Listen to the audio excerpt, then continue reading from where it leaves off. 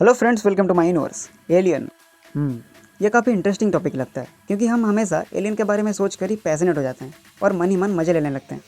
पर क्या हो अगर ये मज़ेदार ना होकर डार्क और डरावना हो जाए? क्या हो अगर एलियन हमारे ऊपर नज़र रख रहे हों और वो हमें देख रहे हों, जैसा कि हम किसी जू में जानवरों को देखते हैं और उनका जब जैसा मन करे वक्त पड़ने पर वो हमारा वैसे यूज कर पाएँ? वेल, बिल्कुल यही कहना है जू हाइपोथेसिस का, जो कि फर्मी पैराडॉक्स का एक one of the famous explanation है। सभी टॉपिक्स को डिस्कस करेंगे, पर उससे पहले सब्सक्राइब, गलत टपक जा रहा लोग ये सॉरी, पर उससे पहले एलियन क्या होता है वो जान लेते हैं। क्योंकि हम हमेशा जब भी एलियन के बारे में सोचते हैं तो हमारे दिमाग में एक अजीब सा क्रिएचर याद आता है, जिसके 2 हाथ पैर हो, एक सिर हो बड़ा सा अजीब सा, जैसा कि मूवीज़ में दिखाया जाता है। पर ज़रूरी नहीं कि एलियन हमेशा वैसे ही दिखें, ज़रूरी नहीं कि हाथ पैर उनका वैसे ही हो, वो जैसे मूवीज़ में दिखाते हो।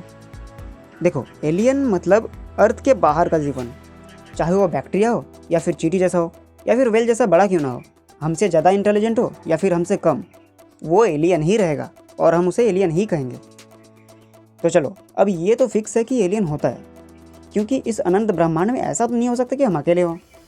अब क्वेश्चन यहाँ पे यह आता है कि अगर एलियन है तो वो हमसे कनेक्ट क्यों नहीं कर पा रहे हैं या फिर वो हमें देख क्यों नहीं रहे हैं?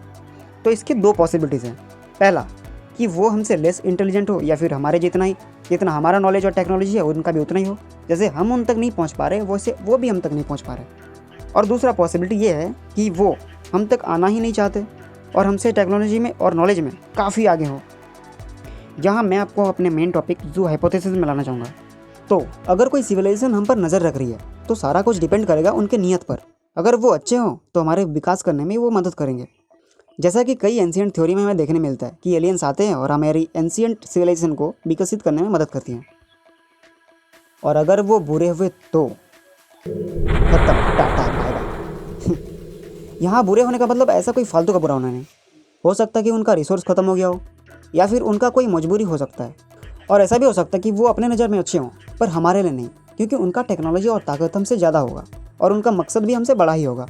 हम उनके लिए कोई कीड़े मकोड़े के समान होंगे। जो भी हो, पॉसिबिलिटीज़ इनफाइनाइट है।